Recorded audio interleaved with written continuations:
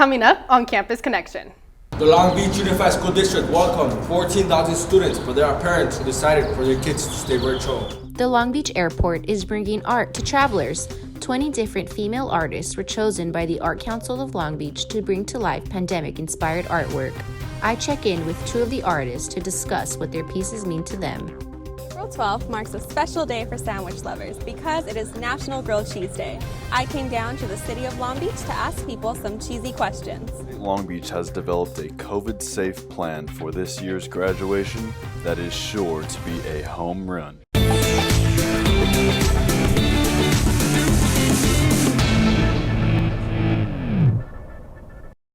Welcome to Campus Connection. I'm Ian McDonald. And I'm Denicia Dixon. Thank you for joining us. Since California has the lowest COVID positivity rate in the country, Governor Newsom plans to end the color-coded tier system on June 15th to fully reopen the state if the downward trend continues.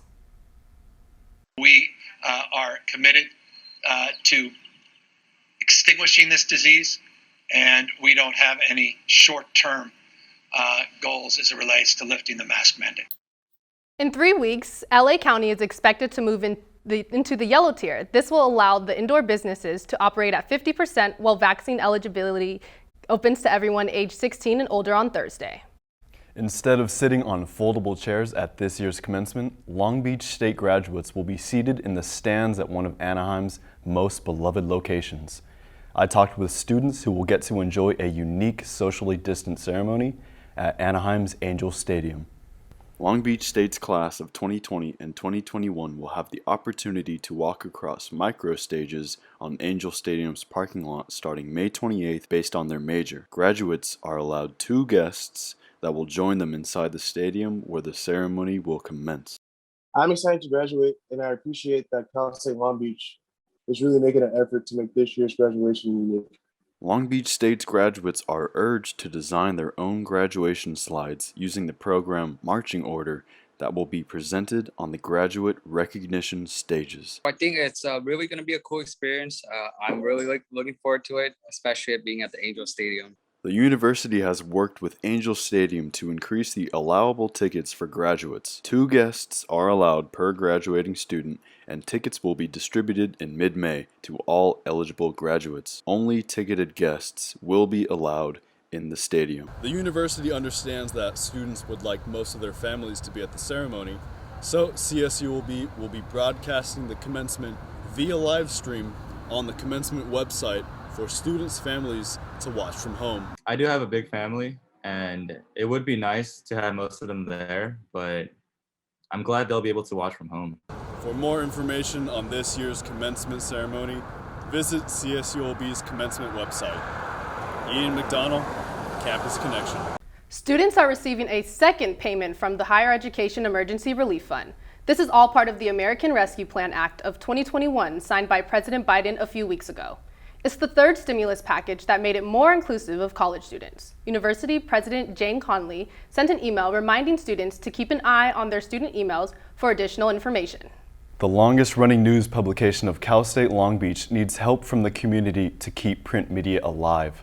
Reporter Mariana Lopez has more on the story. The Daily 49er is inviting the community to donate and help them fund their newsroom and student staff, including salaries, equipment, and production. Their goal is to raise $10,000 by April 19. This way, print media can continue to be part of the CSULB community. We cover the campus. We cover the university like nobody else in Los Angeles County can cover. The Daily 49er has been part of the Long Beach community for over 70 years, but when campus closed last March, the team had to cease print production, jeopardizing about 80% of their advertising revenue. Today, the online production is what keeps their publication up and running with the help of digital advertising, yet it is not enough to make up for the total financial loss.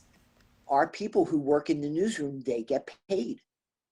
So, where do we get this revenue? There is no denying that online media is taking over the world of journalism. Daily 49er print production has less than 40% pickup rate compared to their online presence. online readership has significantly increased, with around 15,000 readers per month, raising the question as to whether or not print media is necessary. The print product is always going to outweigh the online product because with the print product, you have something you can keep forever. With only 1 week left to reach their goal, the Daily 49er has raised almost $6,000 and the numbers continue to grow. And anything that you can do to help support us and keep us going is going to result in helping us to give you better news and information about what's going on here. For anyone interested in donating, visit csulv.scalefunder.com. This was Mariana Lopez, Campus Connection. The Long Beach LGBTQ Pride Lifeguard Tower burned down in the early morning on March 23rd, what many believe to be an alleged act of hate targeted on the LGBT community. Nyla Salguero has more on the story.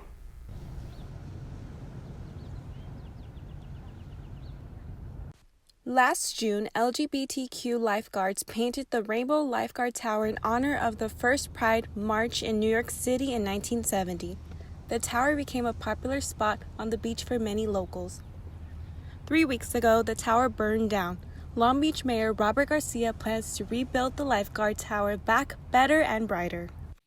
And so to whoever committed this act, just please know that 1, you are not welcome in our community, and 2, that we will rebuild the lifeguard station brighter, gayer, and bigger than it was before.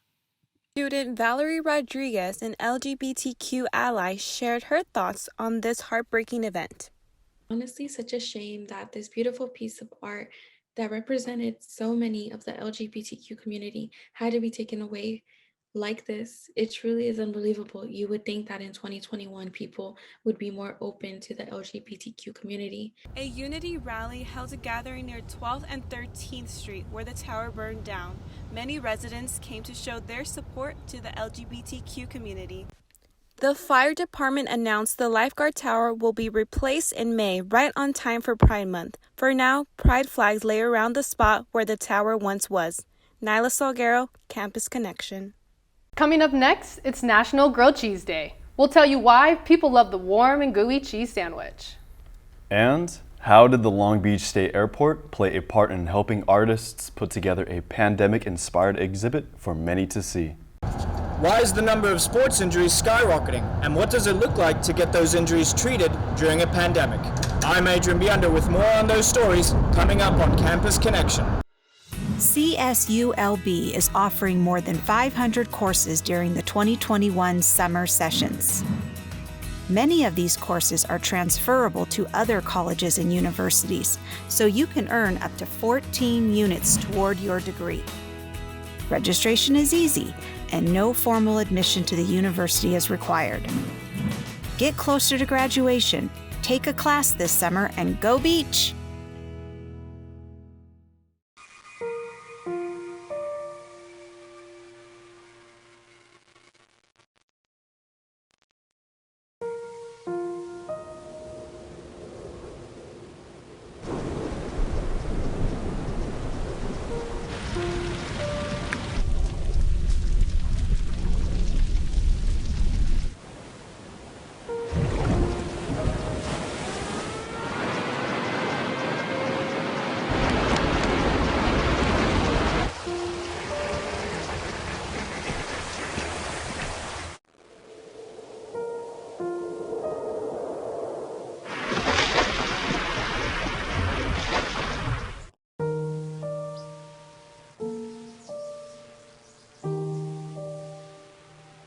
Don't wait. Communicate. Make your emergency plan today. Traveling through the Long Beach Airport this year? Check out their pandemic-inspired art while you're there. Nadia Villanueva went to check it out. Last fall, the Long Beach Airport partnered with the Art Council for Long Beach to fund pandemic-inspired art to be on display at the airport. Earlier this March, the 20-piece exhibit was finally unveiled. Super happy that I got this opportunity to put my work up in a place where a lot of people will see it. I was just like really excited about the idea of people maybe being uplifted by it. The exhibit is part of the Art Council's work with LB Suffrage 100, a local group whose mission is to educate and celebrate the 19th Amendment. All artists were commissioned $500 for their work. Really nice to kind of put a colorful front, at least, for something, you know, so gloomy like this. And especially because travel was affected so heavily, I think it's, you know, such a perfect spot. Nuria Ortiz, who goes by the name Miss Yellow, is one of the artists chosen for the project. Her art piece, I Miss You, We Got This, was the inspiration behind the exhibit's title. You know, one is like, I miss you, that the obvious, you know, and the other one is like, hey, being optimistic, we got this, don't worry, like, we could do this. For the next 6 months, travelers get to enjoy the artwork as they walk through the hallways of the airport. Behind me is Maddie Aub's piece, and her piece is actually on display on the way to baggage claim. The piece that I did kind of captures that idea of being present, which is not living the past and not living in the future, and just being in the small space of right now. You can also find an online version of the exhibit on the airport's website. I'm Nadia Villanueva with Campus Connection.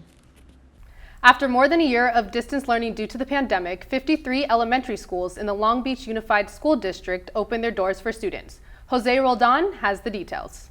Through hybrid learning, spending 2.5 hours on campus 5 days a week, the Long Beach Unified School District welcomed 14,000 students in transitional grades starting from kindergarten and 5th grade on March 29th. And so it was very exciting and a momentous day and very moving to see the children back in class. As the Los Angeles County continues to see a downward trend in the COVID-19 cases and are continuing to vaccinate thousands of residents daily, this helped the 4th largest school district in California to reopen their elementary schools.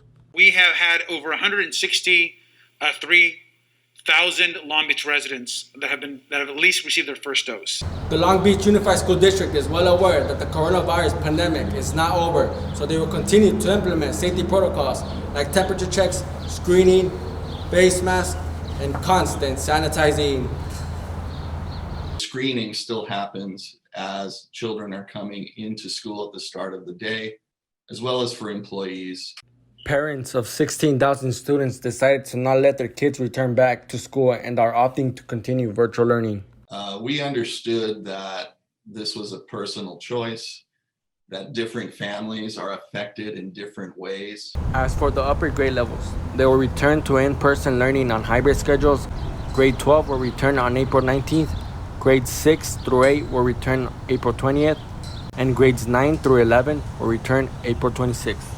This is Jose Roldan with Campus Connection. Sports injuries are on the rise. Adrian Beyonder joins us with sports. Thanks, guys. Sports injury rehab centers have seen an uptick in injuries over the past year. Sports experts are blaming the COVID-19 pandemic for causing widespread disruption of training and physical exercise.